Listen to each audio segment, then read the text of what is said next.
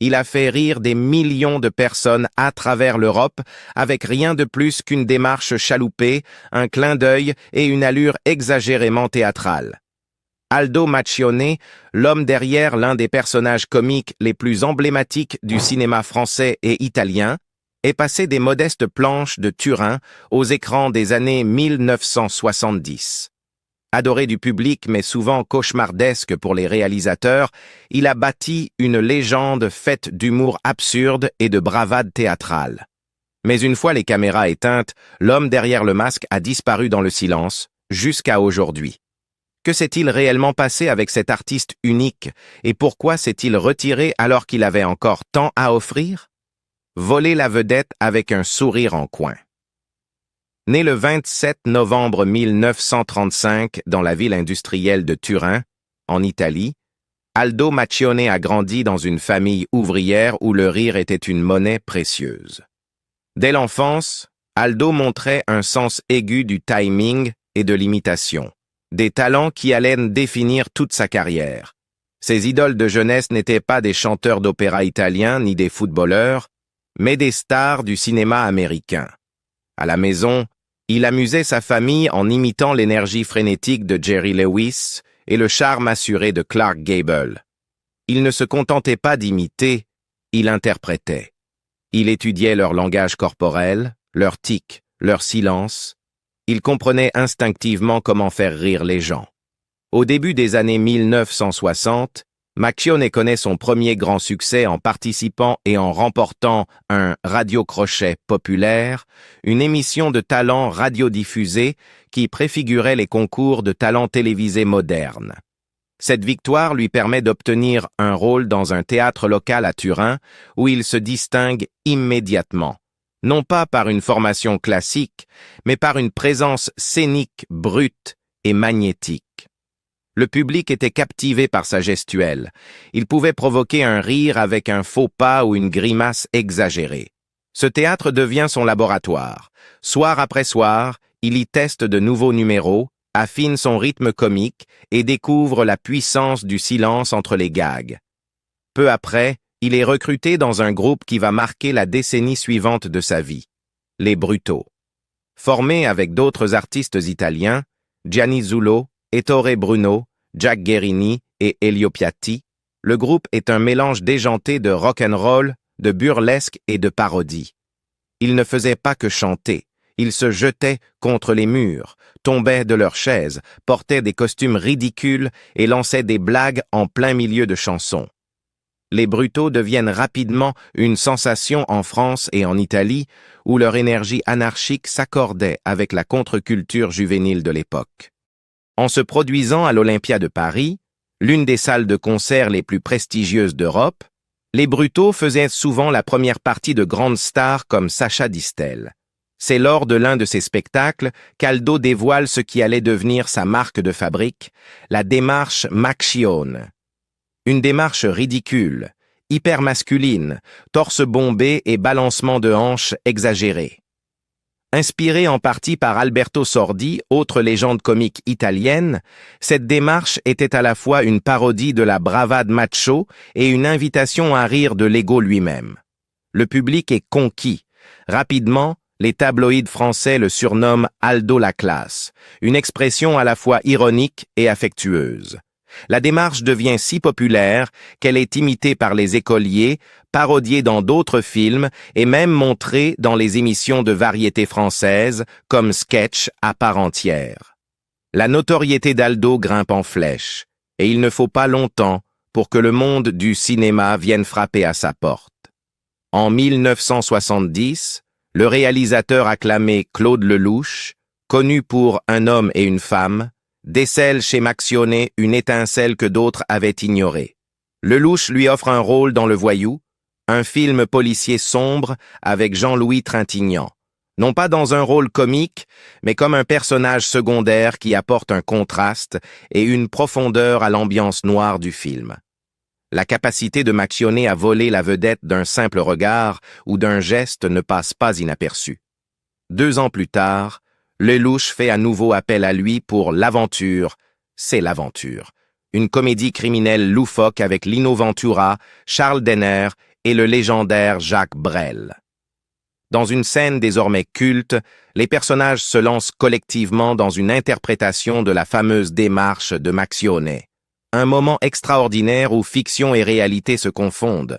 Ce n'était plus juste un homme drôle avec une démarche absurde. Aldo était devenu un phénomène. Le film est un immense succès à travers l'Europe et établit Maxione comme bien plus qu'un simple effet de mode. Il devient un nom qui attire les foules. Les réalisateurs comprennent alors que faire appel à Aldo garantit des rires et des entrées. Avec l'aventure, c'est l'aventure. Son étoile est désormais solidement ancrée au firmament du cinéma. À la fin des années 1960 et au début des années 1970, Aldo Maxione s'est transformé d'un artiste de scène excentrique en une icône culturelle inattendue. Son charisme, son sens du timing et sa physicalité franchissaient les barrières linguistiques. Il n'avait pas besoin de dialogues élaborés ni de profondeur émotionnelle. Il utilisait le mouvement, le rythme et l'expression pour provoquer le rire. Ce qui avait commencé comme les imitations d'un garçon des légendes hollywoodiennes à la table familiale s'était mué en une véritable révolution comique. Et l'Europe en était témoin. Conquérir la comédie. Un faux pas à la fois. Pendant l'âge d'or du cinéma burlesque européen dans les années 70 et au début des années 90, Aldo Maxione ne s'est pas contenté de suivre la vague. Il était la vague. Avec une démarche défiant la logique et un visage taillé pour l'incrédulité outrée, Maxione s'est frayé un chemin unique. Il ne courait pas après les rôles exigeants de la gravité ou de la subtilité.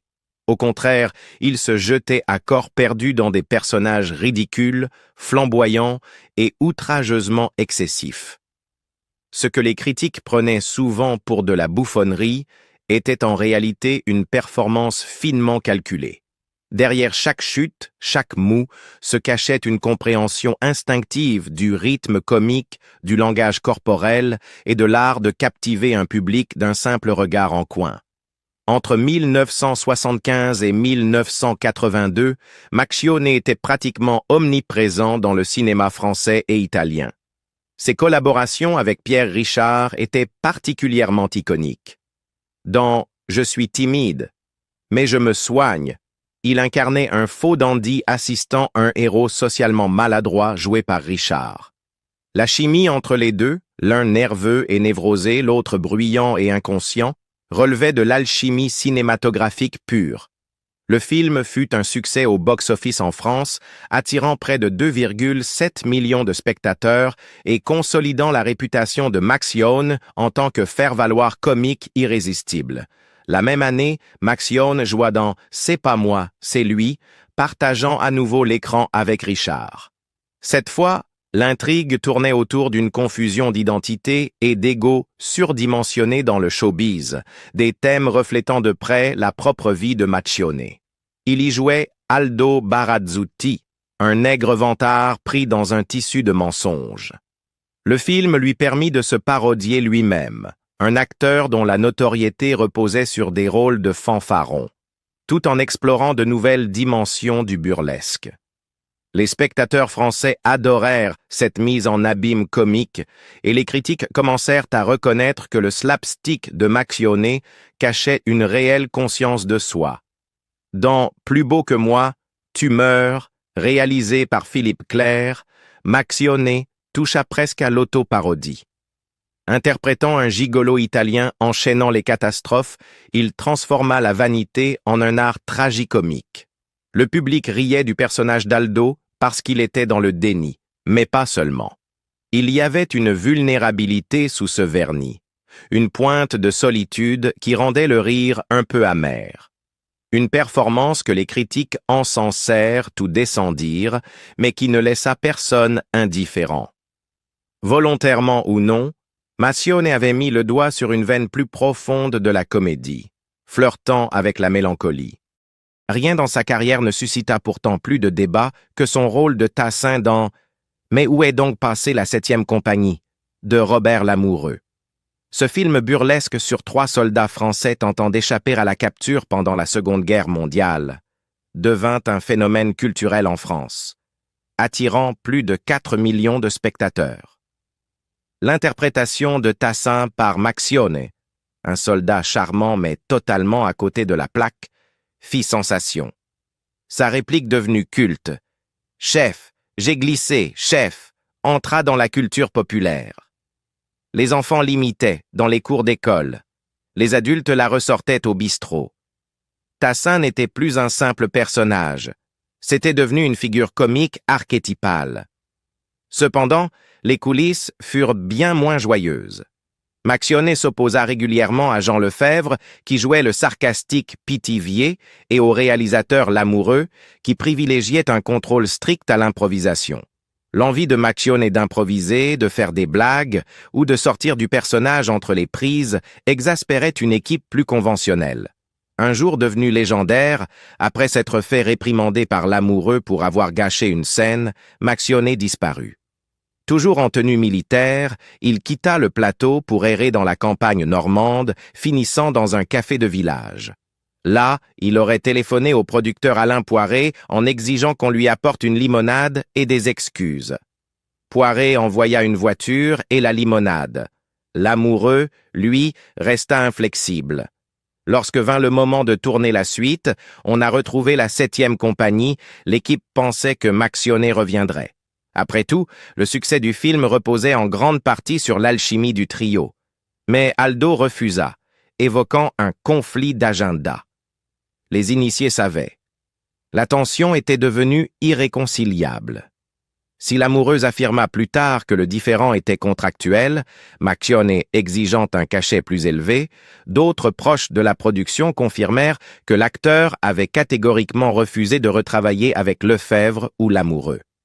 Henri Guibette fut engagé pour le remplacer, et bien que le film ait bien marché, de nombreux fans remarquèrent l'absence. Le charme sauvage et imprévisible que Maxione apportait ne pouvait tout simplement pas être imité. Les conséquences furent notables. L'image de clown sympathique de Maxione en prit un coup. Des rumeurs couraient sur son caractère instable, son ego, son manque de fiabilité. Bien qu'il continuât à décrocher des rôles jusqu'à la fin des années 1980, la magie s'était estompée. L'industrie, toujours avide de jeunes talents plus dociles, chercha ailleurs. Maxione, jadis roi de la comédie chaotique, faisait désormais face à un avenir incertain. Sa démarche faisait toujours rire, mais les histoires en coulisses suscitaient désormais d'autres réactions. À la traîne derrière le rideau qui change. Alors que l'âge d'or du cinéma européen des années 70 s'estompe, la lumière éclatante qui avait autrefois suivi Aldo Maxione s'éteint peu à peu. Les années 1980 marquent l'arrivée de nouvelles sensibilités comiques en France comme en Italie, moins de burlesque, plus de sophistication. Moins de clowns flamboyants, plus d'anti-héros introspectifs.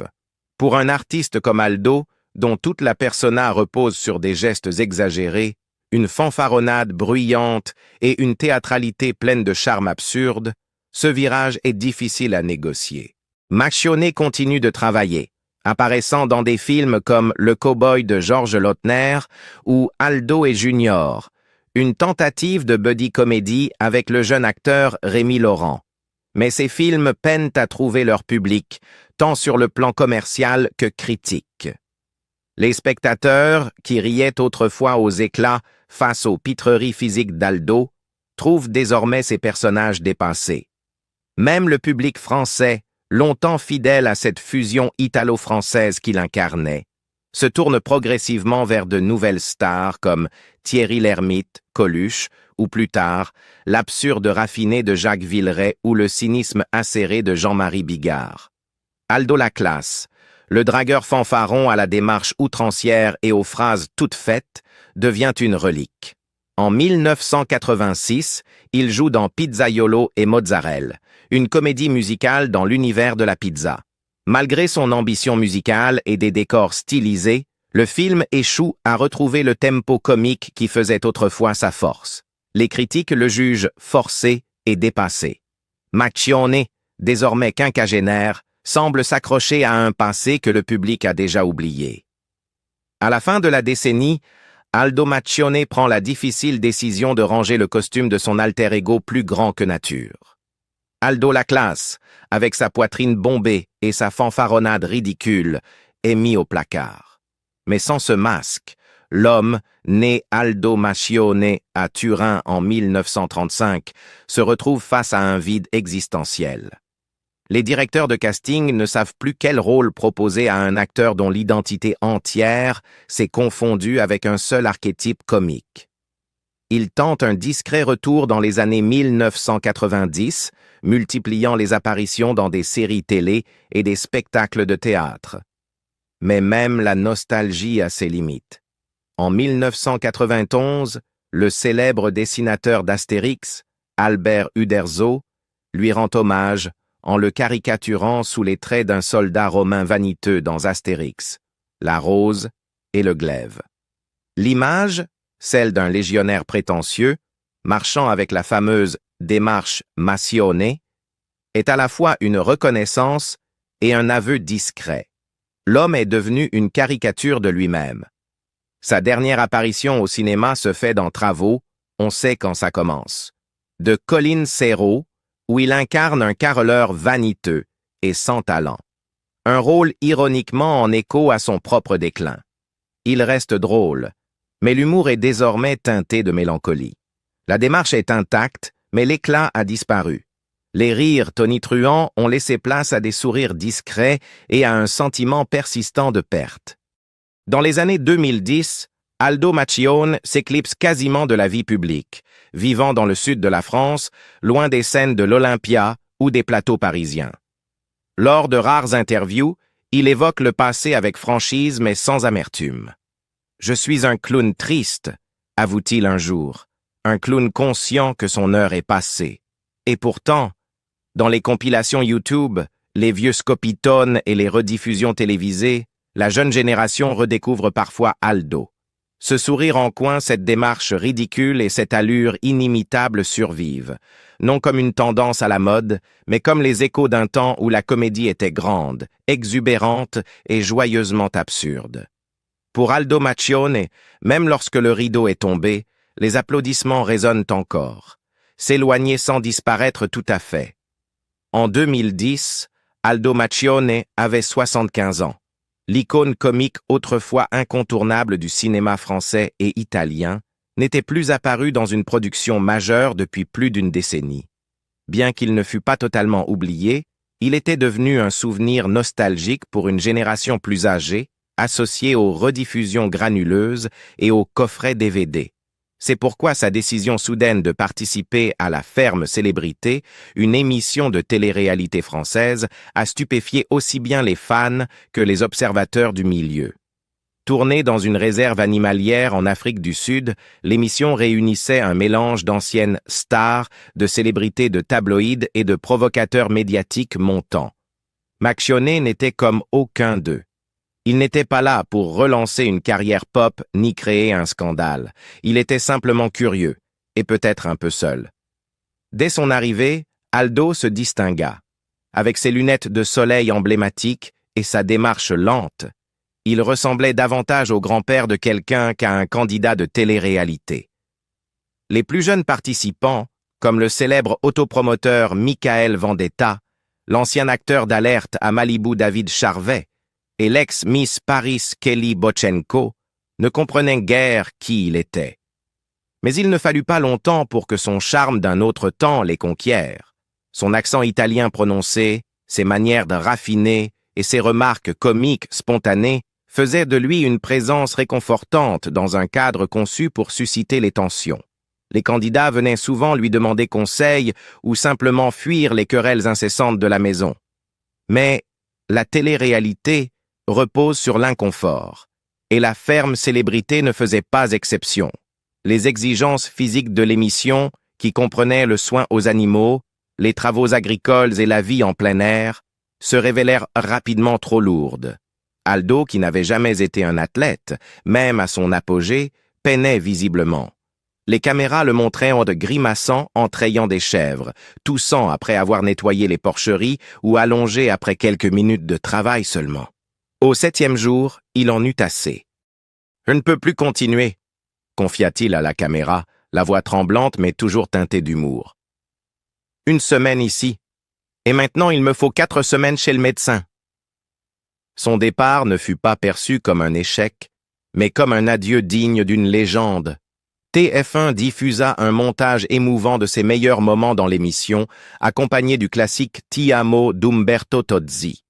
Les autres participants pleuraient. Les téléspectateurs envahirent les réseaux sociaux de messages d'affection. C'était un adieu à plus qu'une émission de télé-réalité. C'était, en quelque sorte, la dernière révérence publique d'Aldo. Dans un rebondissement digne de son héritage cinématographique, son dernier acte fut de nommer Michael Vendetta comme nouveau chef de la ferme. Un choix controversé qui plongea le groupe dans le chaos et fit la une des journaux le lendemain. Certains y virent une blague subtile, d'autres un geste de chaos calculé. Quoi qu'il en soit, c'était du pur Macchione.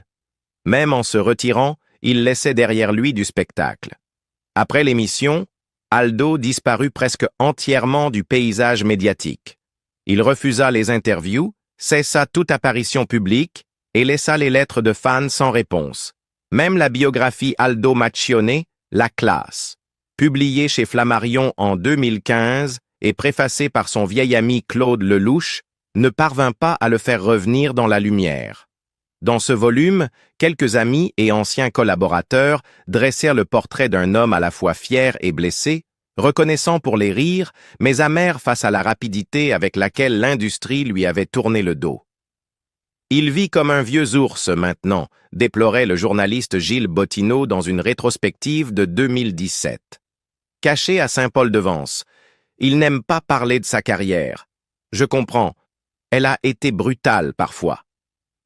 Choisir le silence plutôt que la célébration.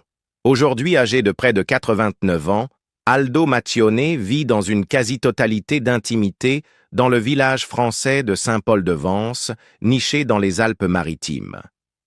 L'homme qui a autrefois dominé la comédie européenne a choisi la paix plutôt que le prestige. Contrairement à bon nombre de ses contemporains, il n'a jamais entrepris de tournée de retour, n'a jamais sollicité d'hommage en fin de carrière et n'a jamais participé à une émission nostalgique retraçant ses heures de gloire. Sa santé s'est détériorée, des douleurs dorsales chroniques et des problèmes de mobilité le tenant éloigné du regard du public. Pourtant, il reste mentalement alerte, entouré de sa famille proche et de sa dévouée épouse Nathalie, qui le soutient depuis les années 1960.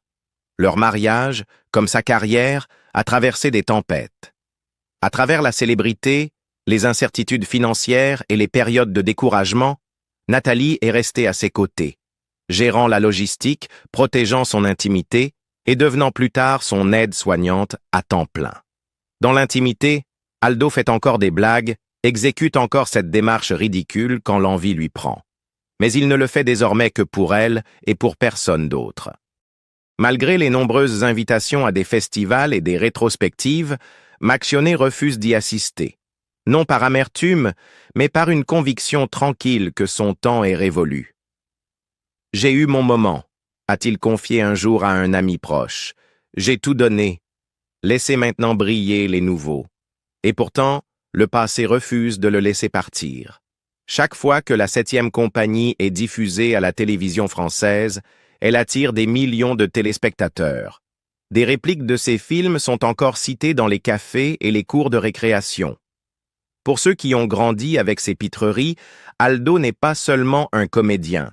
Il est un souvenir de rire, un symbole d'une époque plus légère et insouciante. Quel est votre moment préféré d'Aldo Macchione dans sa filmographie inoubliable? Dites-le nous en commentaire. Et si vous avez apprécié cette plongée, n'oubliez pas de liker, partager et vous abonner pour découvrir d'autres histoires méconnues derrière les légendes.